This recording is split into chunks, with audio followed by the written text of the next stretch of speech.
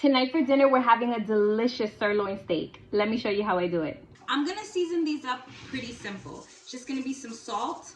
I'm gonna put the black pepper in a little bowl because since it's reaching the end, it's been coming out crazy lately. Black pepper. Some freshly ground black pepper would probably be even better here, but I don't have, so there's that. Some onion powder, just a little bit, and a little bit of garlic powder. Now I'm gonna flip these over and do the same thing on the other side. I'm gonna pour a little bit of avocado oil on each one, and then I'm just gonna rub those seasonings into that meat. Of course, flip it over and do it on the other side too. After I washed my steaks, I made sure that I dried them really, really well, because if your steaks have any moisture in them, when you put them in the pan, they're just gonna steam. They're not gonna sear, and you wanna get a nice crust, you know? Make sure you get the sides. Now I'm gonna let these sit and rest for a little while I do the rest of the stuff I gotta do. So we are using my brand new baby today.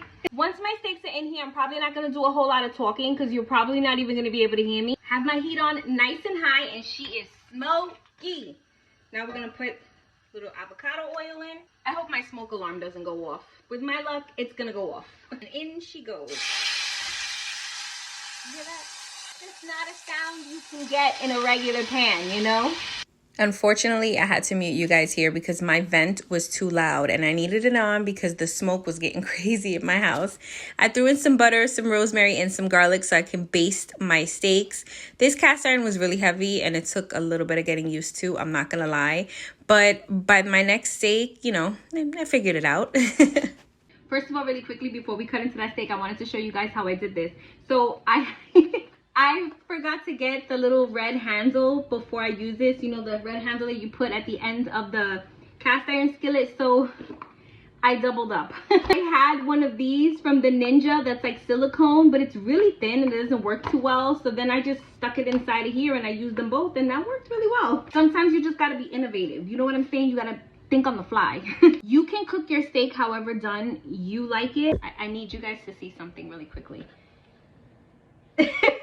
Do you see? Hello? And she's gonna get some. She is, because I just take some and I rinse like a little bit of that seasoning and spices off of there. As soon as I open her up, I'm gonna throw some of that sauce on top. Now that I got steak juice all over my kitchen counter for you guys, there she is. Okay, let's plate her up and let's taste. Here's our plate. Right before I serve it, I like to just pour a little bit more of those juices right over the top of everything. Now I will say this. I normally like my steak just a little bit pinker than this, but because this was my first time using the cast iron skillet, I know it's gonna be a little bit of a learning curve for me, but that's okay. Get a little bit of broccoli, a little potato, and a little piece of that steak. Look at that.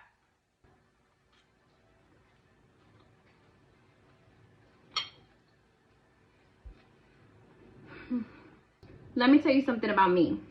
I am very much a steak and potatoes girly. I go to a restaurant, if there's steak on the menu, I'm ordering steak. And this right here, absolute perfection. She's a juicy girl. And so tender. I'm gonna go eat dinner. This is actually my husband's plate. I just wanna show you guys, I cut into the second steak and it's perfect. So good.